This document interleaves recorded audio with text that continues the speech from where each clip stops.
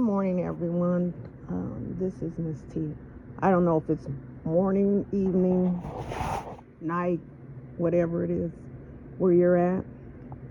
I was just sitting here thinking, listening to um, some words of God. And so it came to my mind that I just wanted to talk about some things.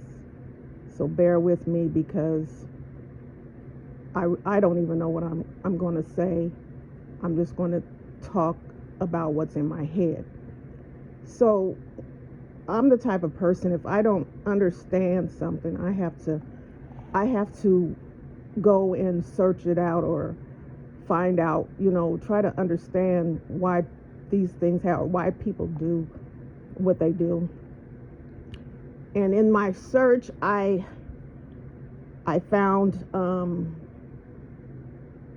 uh, two men in a gang. They're on separate sides. Because I don't understand that dynamics, but I know it has to do with hurt, pain, or something to make young men not even to reach for the future, or are prepared not to live past the age of whatever, 18, 20. And I was watching these two they were on live talking to one another. Now they're on the opposite sides, and they were talking like they were best friends, laughing and joking, and actually admiring one another, telling each other, you're top out here or whatever. And what was going through my head is, how do you talk to one another and respect one another and give each other admiration, and then you go out on the street and try to unalive each other? I don't understand that. So what is the purpose of that? Is this because it would seem like if you weren't, you two would have been best friends. I had put out a post a couple of days ago that said sin doesn't make any sense. I don't know if some people might not have understood that, but what I'm saying is we do stuff that just doesn't, is not in the realm of good common sense. And I'm gonna give you an example. I'm always hearing and reading stuff in the news, and I probably should stop doing that because it makes me, I get really, really depressed and upset about it. But there was a particular, and no, it's not a particular, because there's quite a few stories in the news about men, unaliving their baby mothers, babies, and whatnot. So what I don't understand, what makes no sense to me, is, so you go out and you meet this girl, this man, whatever. It's usually in a club. I'm gonna use that setting, but so when you're drinking, your ambitions, no, that's not the word.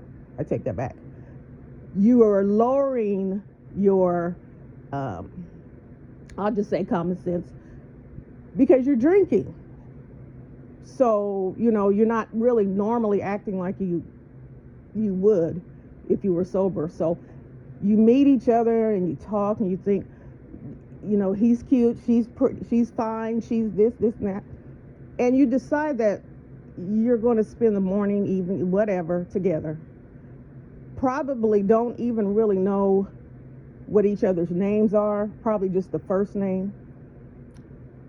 Really don't know who this person, is, what's going on in their life, but you decide that this is, you're going to spend the night.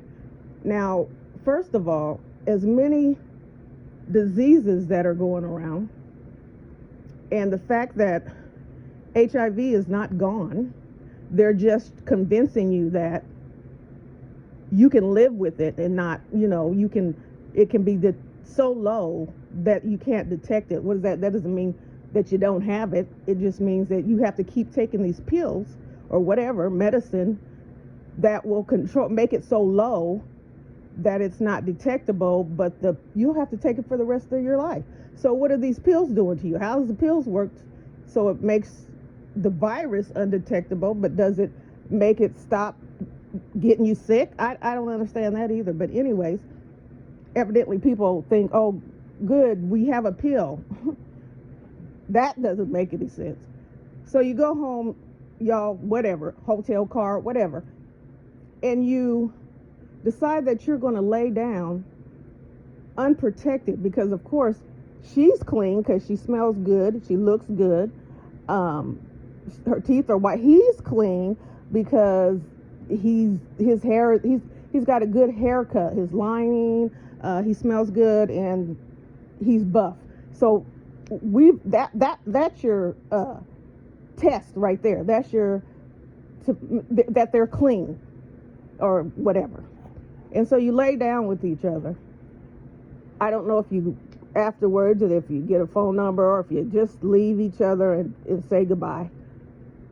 So you go off about your separate lives, and then pretty soon, however she finds you, because people can find you if you have social media. That's just another way of, putting your business out there.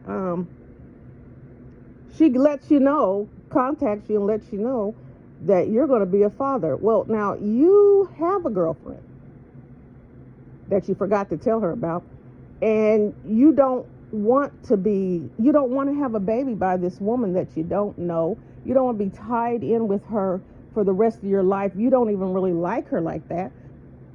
You had, sex with her. It was okay. But you don't want to be tied into her like that. So in the back of your mind, you're thinking, oh my, what have I done? My girlfriend's going to find out. I'm going to lose her. I don't want to have this baby that I'm going to be responsible for. I got to have to pay child support. So all these things are going through your head, but that you didn't think about before you lay down. Now, the woman, I don't know, maybe she wanted to have a baby. I don't know. Maybe she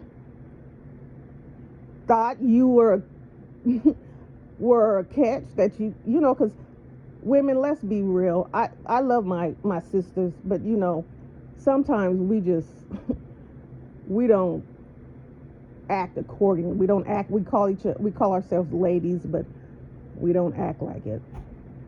So maybe she thought she had acquired a bag or whatever. So she tells you she's going to have your baby, and you tell her to get rid of it. I don't want to have a baby. And she tells you, I'm keeping my baby. And she lets you go. You don't have to be a part of the baby's life. You don't have to even call me anymore. I will, and the last thing that she sticks to you is, I will see you in court when I get my child support. That's the last thing that she leaves on your brain. So you hang up and you think, now how am I going to get out of this? My girl's going to find out, and she's going to leave me. I can't have this. I can't have this happen. So the whole time you're going around trying to hide this information because you're trying to figure out how you're going to fix it. So you probably act a little extra special, a little nicer to your woman, and spending time with her. And mind you, did you go get checked first before you lay down with your woman, or did you just, because that's another thing. If you're in a committed relationship, why Why involve her in your shenanigans? Because you're not really, she's in a committed relationship. You're really not. But why involve her in your shenanigans? You went out and laid down with somebody without protection and you didn't know what was going on with her. And then you turn around and come home to your woman, wife, whatever.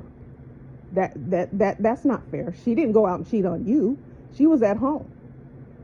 So once again, that doesn't make any sense.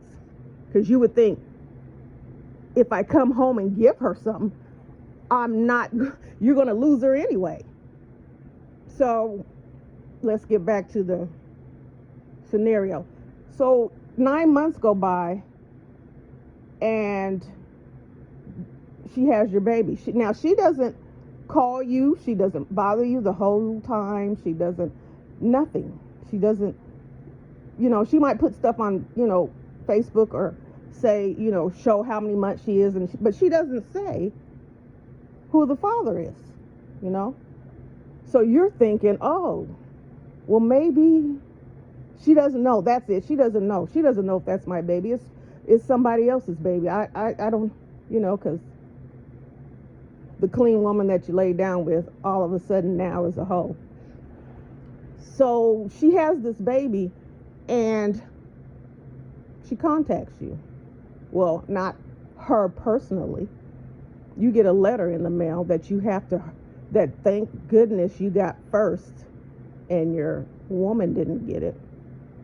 And it says that you have to come down and get your mouth swabbed, whatever they want to determine the paternity of the baby. Now you're panicking because you don't want your woman to find out. You don't want to have to pay child support.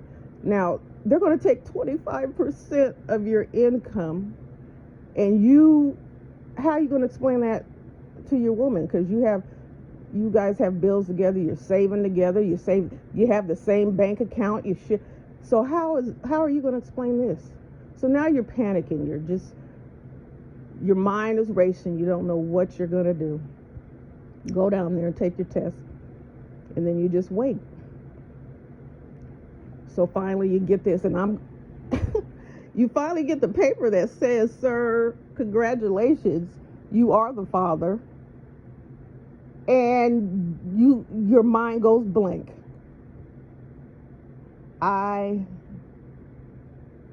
You're thinking your life is, oh, what am this can't happen. So you're walking around the house. Now your woman's wondering what's wrong with you because you're walking around the house looking like you done lost your best friend. You just don't know what you're going to do. Now I say sin doesn't make any sense. That statement is absolutely correct, because you've come up with an ideal. You're going to call this woman that you laid down with, that you didn't know, and now she has your baby. You're going to call her and you're going to tell her that you want to see her and the baby. Now the first thing that should be on her mind is like, I haven't heard from you this whole 9 months. You haven't been concerned. You never called and asked how the baby's growing, what's going on, is the baby fine? You never asked how I was doing. Nothing. That's what should be going through her mind.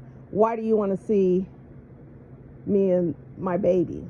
That's what she should be thinking about. But anyway, she was like, oh, maybe he wants to be in the baby's life and blah, blah, blah, blah. Now, here's your red flag.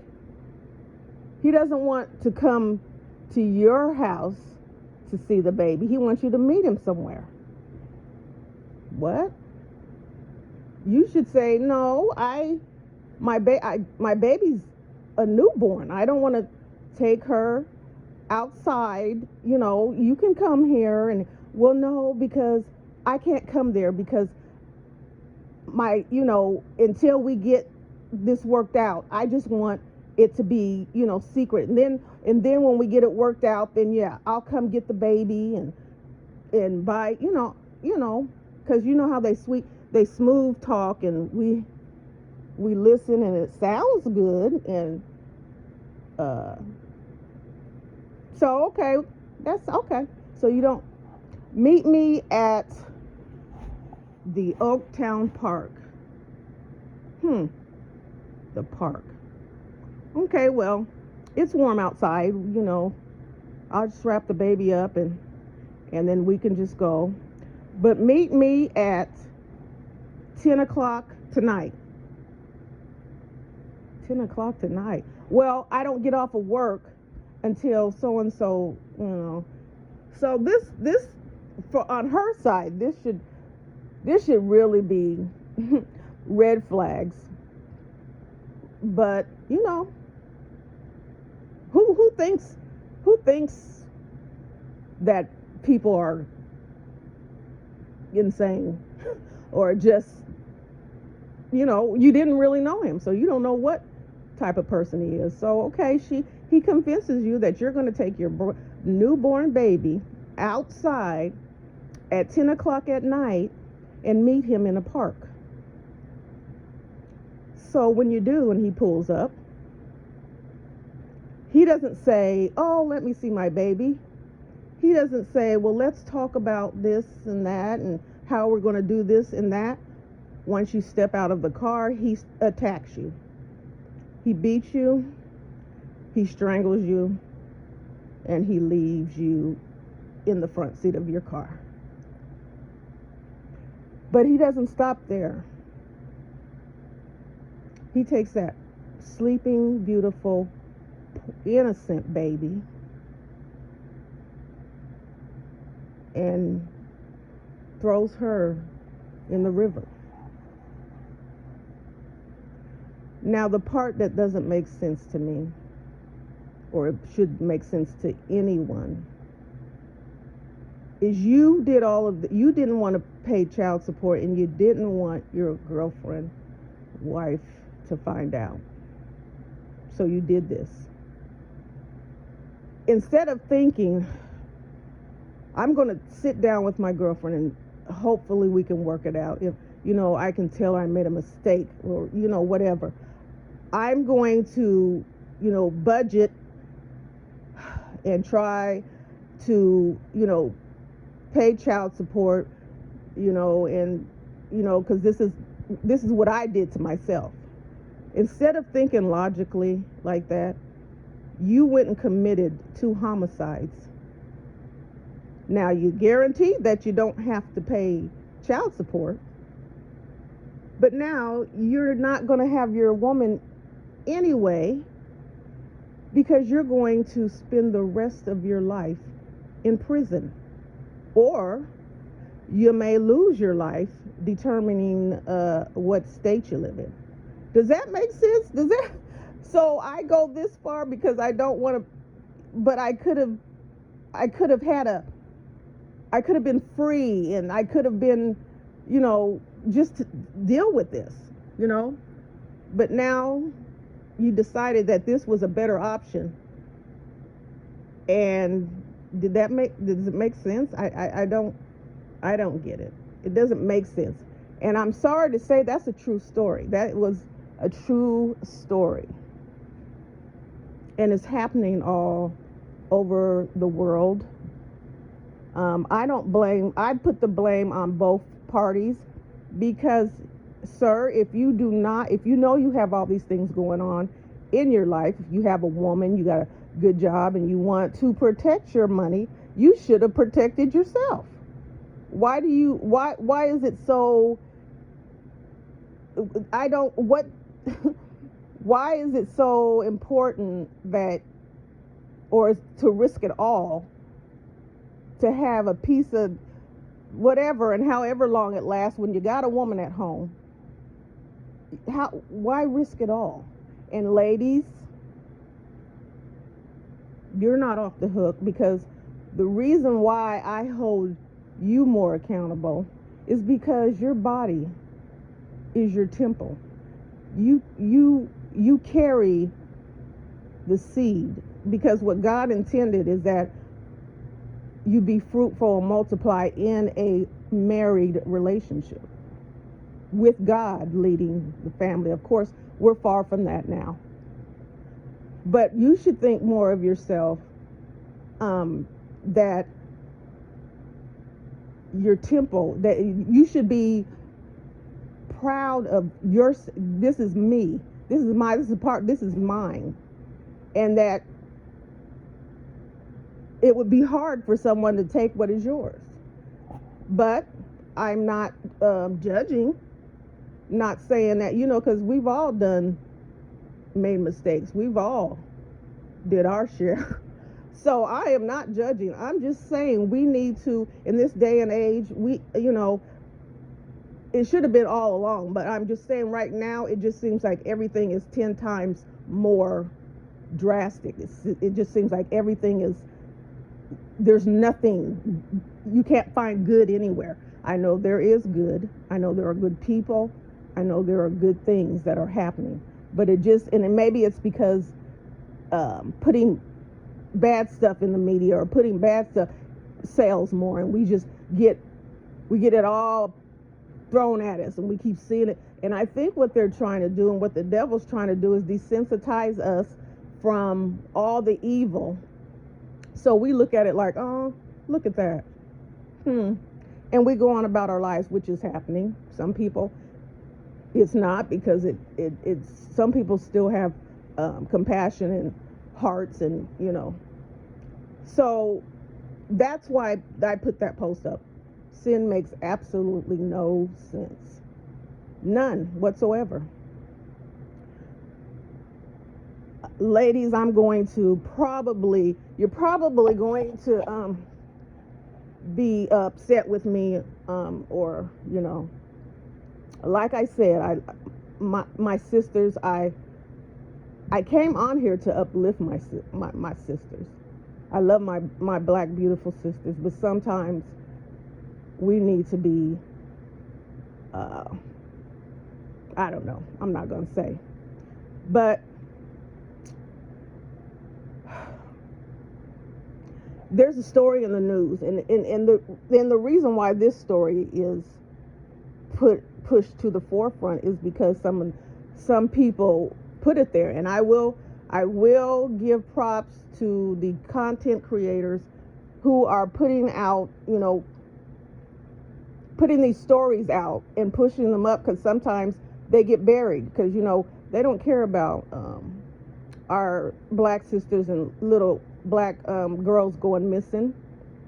We don't get that kind of coverage. So most times it's through the media, it's through the social media. So I do applaud those content creators who push that out there. Some of them might need to do a little bit more investigation before they put that information out, but at least it's getting out there. So this is out there because of exactly that happening. It's getting pushed to the forefront. Now I'm reading this story. I'm going over and looking at what's been going on. And this poor baby, 13 years old, is missing. But it's her story, but I'm going to make it about all the 13-year-olds, all the 10-year-olds, 5-year-olds, whatever. I wanted you to understand that this is not isolated incident. This happens all the time. Some stories just do not make it out there. So I'm listening to what has transpired before this poor baby went missing, and it don't sit well with me. This woman, who was a minor herself when she met this man, let him tell her that he just did 10 years because he molested a child. And he told her he'll leave it up to her if she wants to continue this relationship. Now, the only thing I do respect him for, he told her that. He said, I've been in jail 10 years. I just got out. He could have said I went for robbery, whatever. He said, I molested a child and I got 10 years. That 10 years, he did more than, he did quite a few. He did, yeah, he did do that and some. So she decided if society could get him a second chance, she would. First of all, molesters, and I hope I can say that word because I don't know what the words are that you can say on here. I don't know. So if they aren't, they take that, I don't care, because I can't get you to understand what I'm trying to say if I try to figure other words to use. But I don't see them getting any kind of help being locked up. I don't know, maybe they have programs, but to me it seems like those people, they don't get cured. I heard a man say when they did an interview of him in jail, they asked him, if you got out, would you be healed? He said, I would get out and do it again. And that's exactly what he said. So she decided, okay, I'm gonna give him a chance. So she goes and has kids with him herself. She has 5, they say 6. I don't know. But she forgave him, and these things are going on. First of all, ladies, you have to be careful of the man that you choose, especially if you already have kids. You have to be totally careful of the man that you choose to bring into your home. First of all, we need to get out of the habit of bringing them home. Where was he at before he met you? Where was he living then?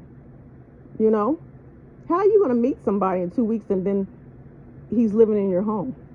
That's not long enough to even know his habits, to even know what's going on in his life.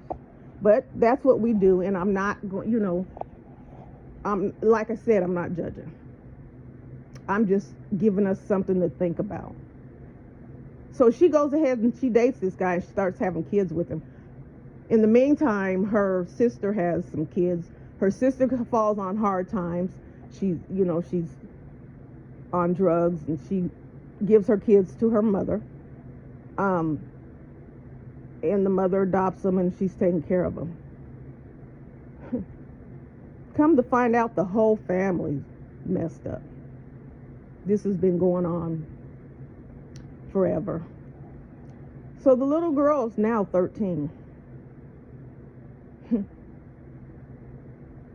I don't give a darn if he seems to be, he's so attentive to you or whatever. If you chose to stay with him, you do everything you can. First of all, she shouldn't have dated him, because why would you want to be with a man that does that to babies? Because to me, that's who's attracted to. What's he want with you? So if that's what you choose, you want to be with, you make sure that man is never in any area, place with those kids. Ever. But this family doesn't seem to be a problem.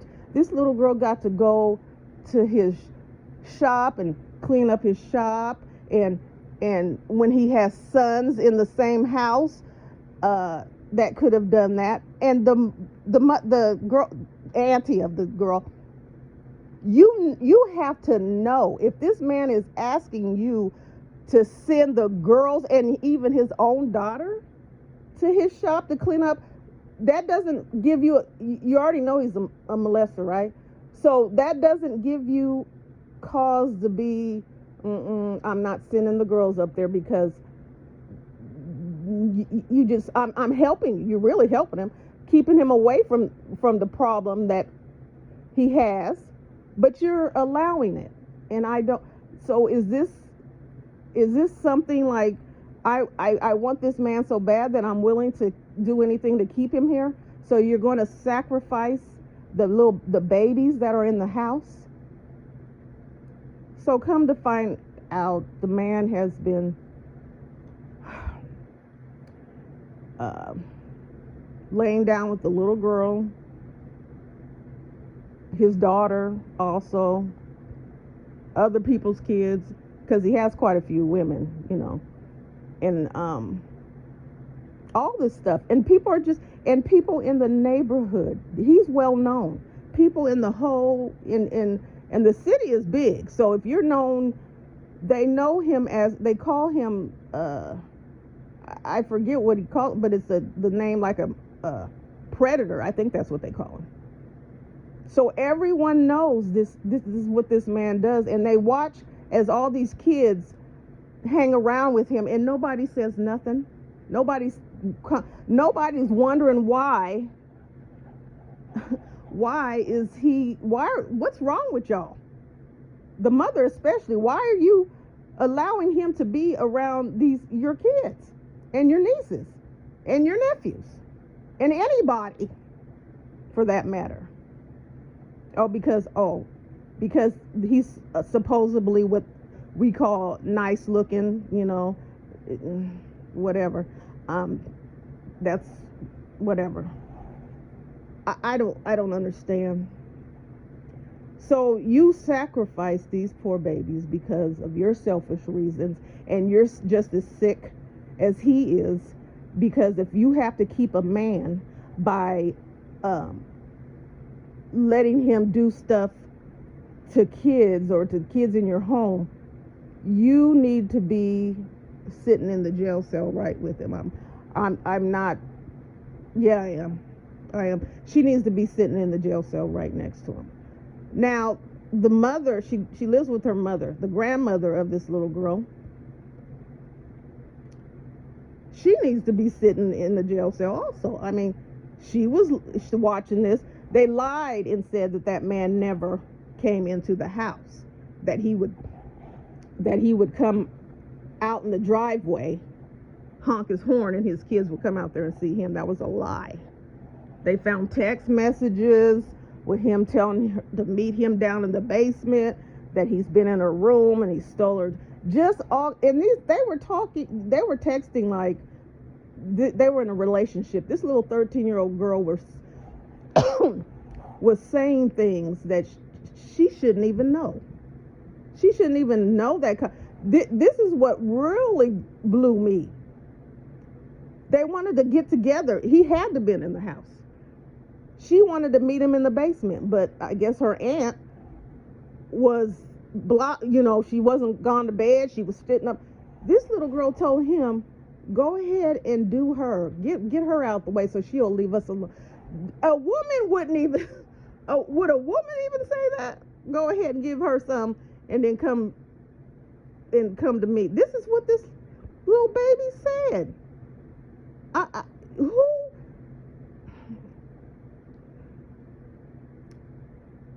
Where? What are we subjecting our children to? We chose to bring them into the world. We put them in an environment. We're supposed to protect them. We're supposed to nourish them.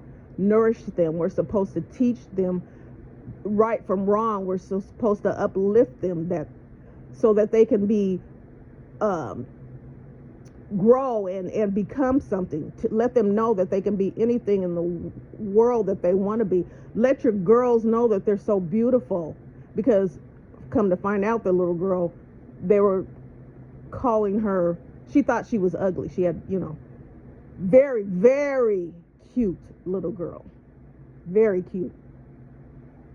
I think we get it mixed up with the texture of our hair and the color of our skin, because all the other kids in the house that were his, I guess the girls were light-skinned and had good hair and long hair and or whatever. So they would call her nappy head and all that stuff. So she felt, she didn't feel good about herself. So I'm sure this guy, I'm sure he told her everything in the world. So she actually thought she was in a relationship with this man. So he used her body. He did all kinds of evil things to satisfy his self. And then she comes up, she's going to have a baby. She's a 13-year-old child. Now, of course, she's confused. She don't know. She doesn't know because she's under the guidance of adults. But no adult is loving her, is doing anything but basically letting her live in the house. So she is having this baby. Now the story is we everybody who sees her on the outside looking at can tell that she's gonna have a baby, because the little girl was really, really thin, and then now we're seeing pictures of her, and she's, oh my goodness, to me she looks like she was getting ready to deliver. That's what it looked like to me. But hey, so you mean to tell me that no one in her family seen this? That I don't believe it. Now, before I go to this whole time, I'm like, no, they knew. There's no way that you watch that little girl get bigger and bigger and bigger. And furthermore, it wasn't because she was eating, because mind you, they had locks on the refrigerator. You watched this little girl get bigger and bigger and bigger, and was you buying pads? Was she asking you to you knew she wasn't eating. What was, you didn't say anything?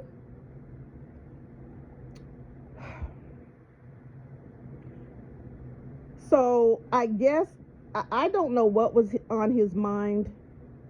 I don't know what he was thinking. I don't know why things happened the way they did, but she came up missing. She's been missing for a year. Now, when she first came up missing, nobody was looking for the little girl. They say they were. But for your 13-year-old granddaughter, your 13-year-old niece, who doesn't make it home on her regular time at 3 o'clock, you don't say, we'll just call the police in the morning. You don't say, you tear up the streets, the surrounding area, knock on every door to look for your baby. You don't, how did you go to sleep comfortably, and that baby, you don't know where she's at. You don't know if she's laying in a ditch. You don't know what is happening to her. You'll call in the morning. Furthermore, you didn't call the police, you called the school police. Why? I don't know. I've never heard of them, so I don't know what investigate, what they do. Would sound like they would just be people for truancy. I don't know. But you call them. The man that takes the information is going to retire the next day. So I don't think he's really, if he had a heart, he would have, turned it over to the police immediately. But I think he just sat and sat. Now, I believe the only reason why it got turned over to the Detroit police is because some family members decided something's going on. That she ain't ran away. She ain't never ran away before. And why are they not reporting her missing? So I think that's how it got to to be investigated. Because I truly believe they would have she ran away and she would have been gone forever. I don't know what happened to. I pray to God that the little girl. I don't know. There's so many things, so many questions that I have, and things that are coming out now. They say the guy is involved in trafficking from this hotel. So I don't know, maybe he sold her that way. I don't know. if he cared about her, maybe he sent her to live with one of his relatives until she had, I don't know. But now, come to find out, they're finding clothing of the little girl's, shoes, her jacket that she was wearing. They found these things in the woods. So my thing is, these men, these predators, these evil Satan following, you use this little girl for your pleasure, and then because you did something to her, you had to take care of her. That was not her doing. That was, if you are a predator, I don't understand. If you know this is what you're going to do, why would you just leave it up to chance? You didn't protect yourself? Because I would think you wouldn't want to be found out again, because you was in there for 10 years. If you get caught again, you're going to be in there for who knows how long. And that's probably what he was thinking.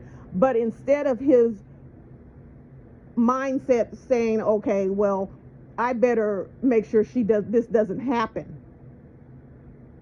You don't care, because you're just, and so she had to suffer. First of all, suffer from your deviant habits. Then she had to suffer because this is what you did to her, and you want it to go away. You want to hide it so that you don't go to prison. But guess what? That's where you are now. That's where you are now. Now, I blame him 100%. Well, I can't say 100%, because then where were the rest of the percent? But her aunt is okay. I blame him 100% for what he did. I blame her 100% because she provided. First of all, you brought this evil monster into your family. And this is what the woman said. She was on a podcast. What he did doesn't have anything to do with me. This is what she says. What she's talking about. This is her niece. What he did. So I don't know if she was saying the molesting part, or if people think he unalived her. What he did doesn't have anything to do with.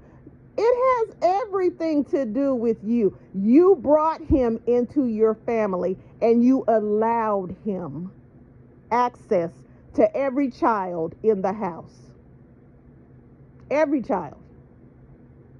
And then just make it sound like she was your competition, because she asked me where is such and such street, and I told her, you know good and well, because this sounds like, why would she, this sounds like you're mad at her. You know good and well where such and such street is. Well, comes to find out, that's the street that she used to pick him up. It's on a corner, because he has all these women. I don't know, there's several. I would say a good 7-8 women that he's juggling. So he did things. So he wouldn't drive his car here or park down the street. Women would pick him up on the corner, not at somebody's house. They all allowed him to be what the monster that he is. But I blame her mama, and everybody in the family, because comes to find out, they all knew that she was pregnant. They all knew. So you tell me, what who did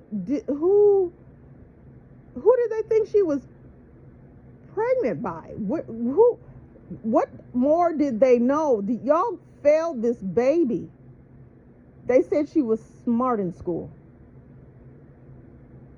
They said the day she went to school, the day she went missing, she laid on the floor and said she needed to talk to a counselor.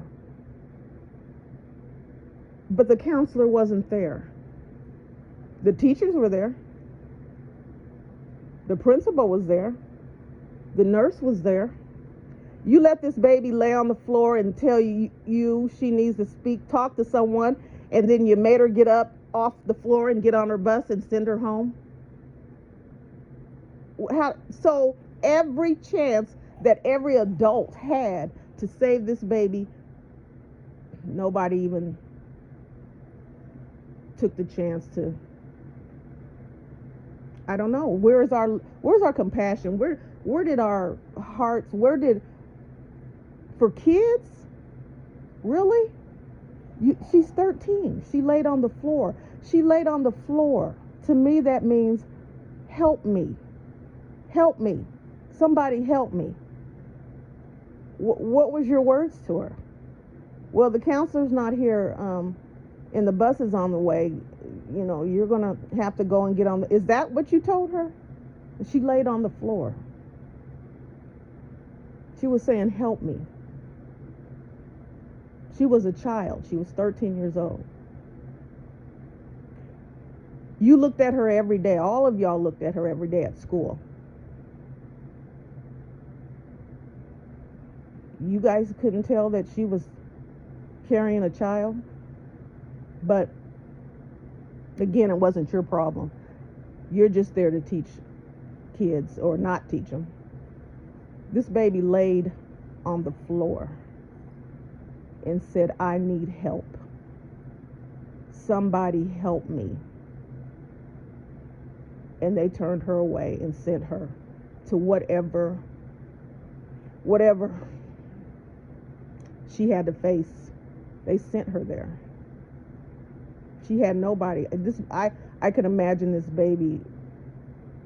She met up with this monster that she trusted because he told her that he loved her, and she was, pretty, because she used to ask him, was she pretty? She was looking for validation in this grown man because she wasn't getting attention or love or anything at home. Yeah, I did see her in several pictures. It looks like they dressed her really nice, and looks like they kept, she got her hair done and stuff like that. But there is more to raising a child than to make sure they have the latest shoes and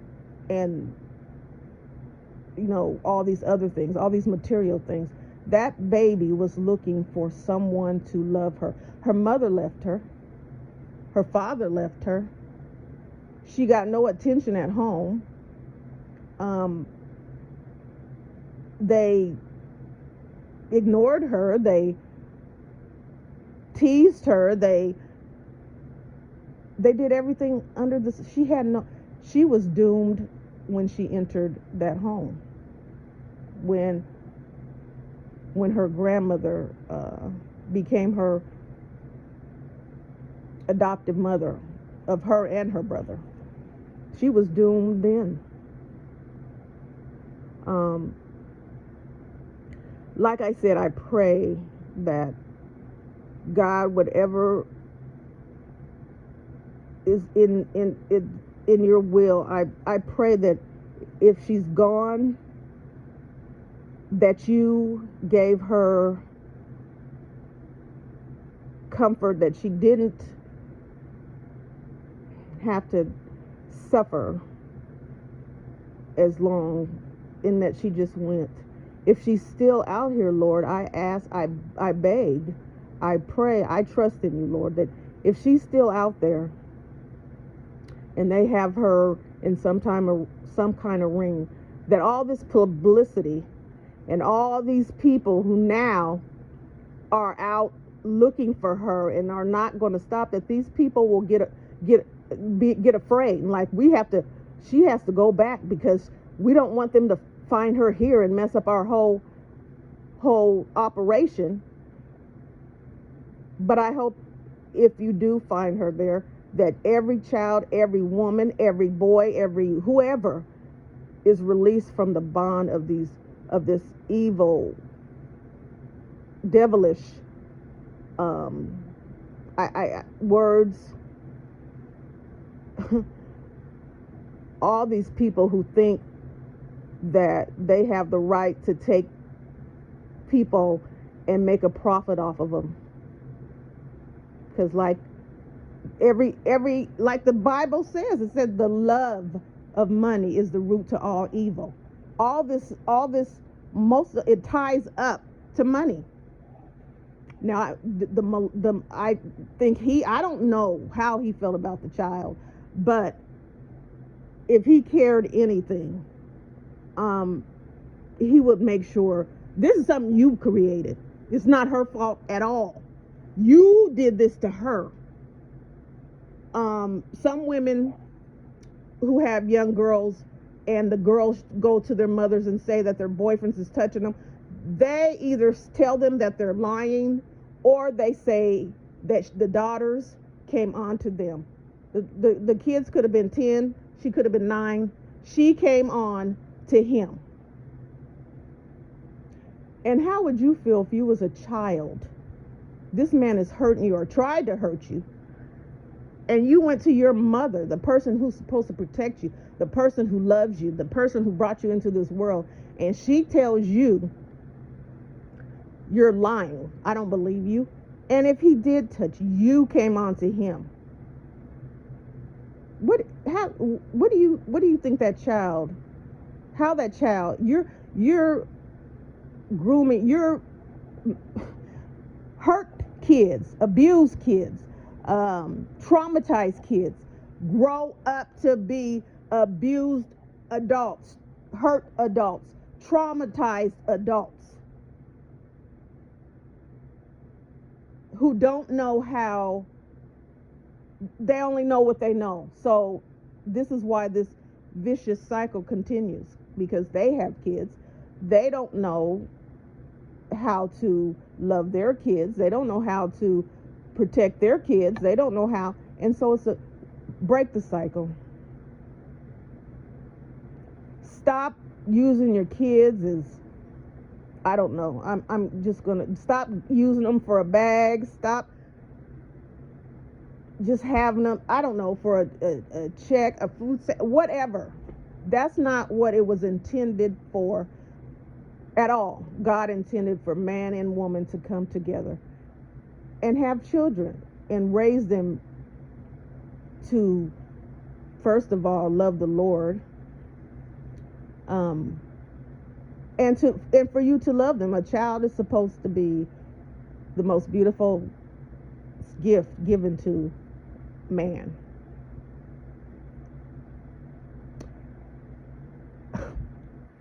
And this is what it's come down to. Now, anybody who knows me knows I advocate for children and women, but that doesn't mean women. I'm going to I'm going to just overlook the shenanigans. And it's awful. It's funny that I advocate for women. I really do, because I can understand some of the things that why women sometimes act the way they do or do things the way they do. I can understand. People just might not know what that woman, like I said, traumatized, abused, whatever children they grow up to be an adult that way.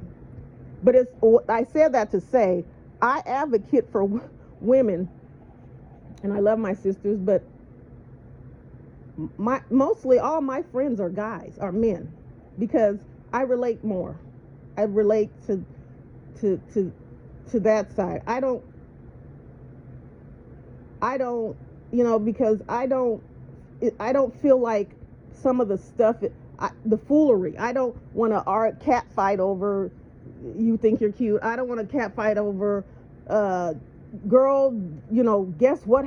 All that. I don't have time, for that. I had female friends and it didn't go well. I have one best friend who is a female. I've been friends with her since we were 4 years old, and she's my sister. Other than that, I don't have any female friends. I have female associates. I know they're not my friends, but I understand. That's why I understand. You can turn, there's a corner that you can turn. Some people can go through trauma and still shine, still be a upstanding citizen, still go on and to be the best they can be. But there's other people who go through the same trauma and they can't break free from that. So I understand. I don't really believe that people want to do certain things that they do, but because of sin, it's, the devil wants you to be messed up. He wants you to be evil. He wants you to hate this and hate that and cause chaos and continue the cycle. That's what he wants. So the only thing that's going to help you break that cycle is God. I know people say, I'm tired of people talking about God and the Bible and where is he now? Where is he? He's here. He's here. He's waiting for you to come to him. He can't make you. He can't make you want to serve him. He can't make you want to be under his hedge of protection. He can't make you do anything. But he's still here. He's waiting for you to come to him, and all you have to do is do that. I challenge anyone who's going through anything, who's going through anything, to drop to your knees. And even if you don't know how to pray, ask God to teach you how to pray. Drop to your knees and tell him everything that you're feeling, everything you go. He already knows what you're going through. Tell him and see what he won't do for you. I pray that someone who's listening may want to go and make a change, or someone who knows that a child is being hurt in their family. It might be a cousin, niece, or whatever, or a neighbor, because we don't like to get in, I'm not getting in that because it's none of my business. And that you save one. If everyone saves one, that's a lot. Your sister is being abused by her boyfriend, abused by her husband. What happened to the days when men put their hands on their girlfriend and the whole family gets in a car and goes over and shows him what hands are? And then if she has the nerve to say, leave him alone, she gets some hands too. What happened to those days? We're so busy turning our backs. Oh, it's not my problem. It's not happening to me. I'm just going to go and sit in my comfortable house and watch my TV. It's not happening to me. I can see it on TV. I'll say, oh, that's so sad. And then I'll just go on with my day. God said, love your neighbor as thyself. He didn't say the neighbor. He doesn't mean the neighbor right next door to you. Your neighbor is everyone that you meet. You don't have to, you're just one person, so you don't have to go and, do much.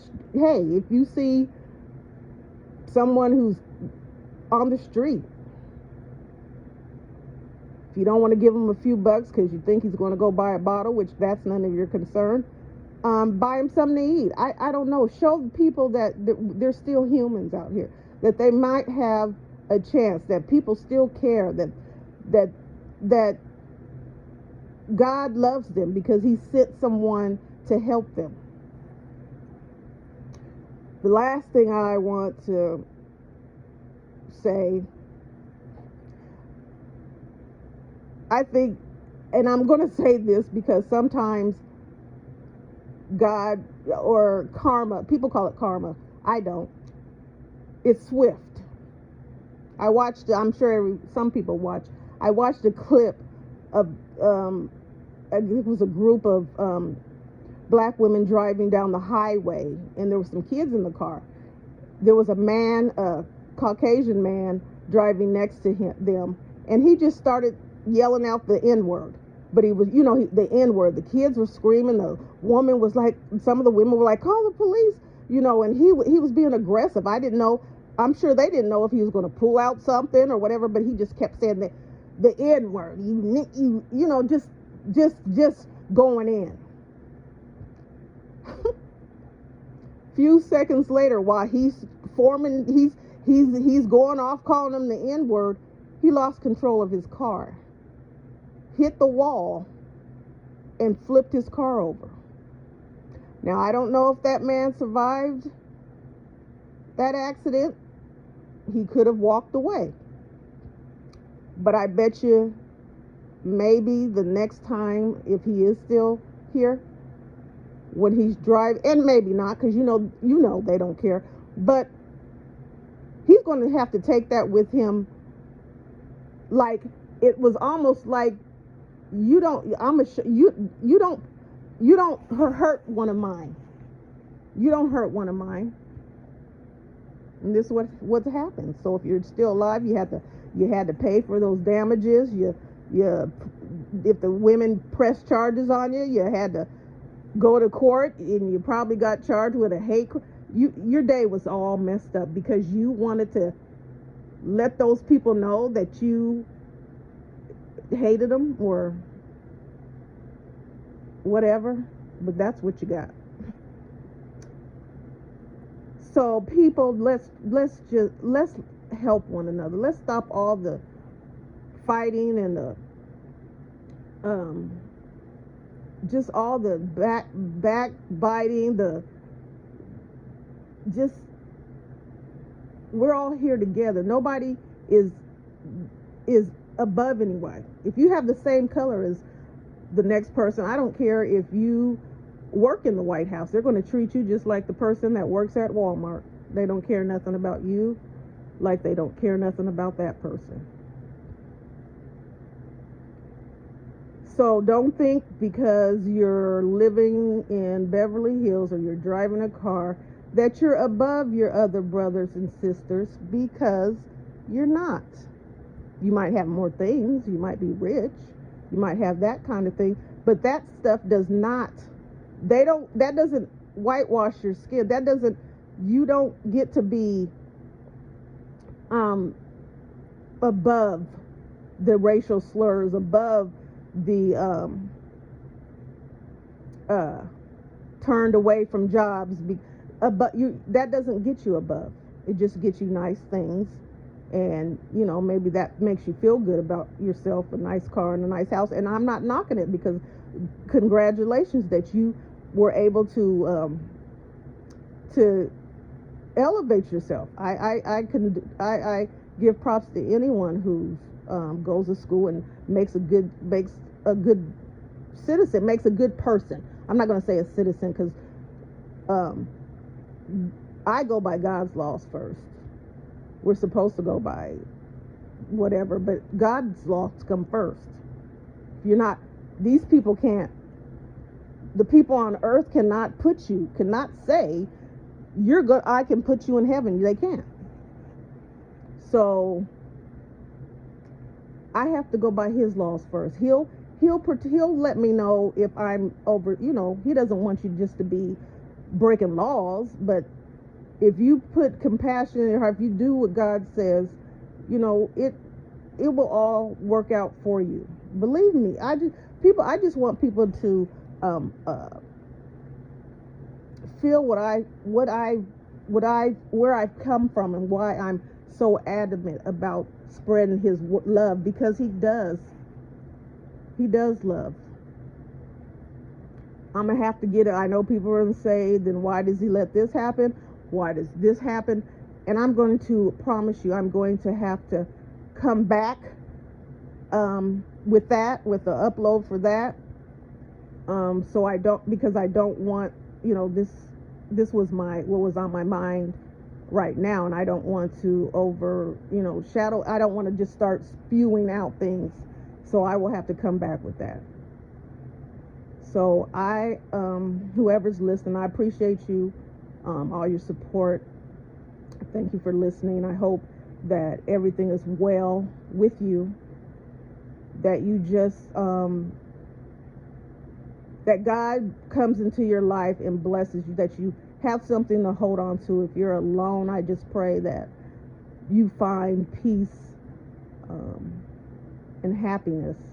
You can find happiness on this earth.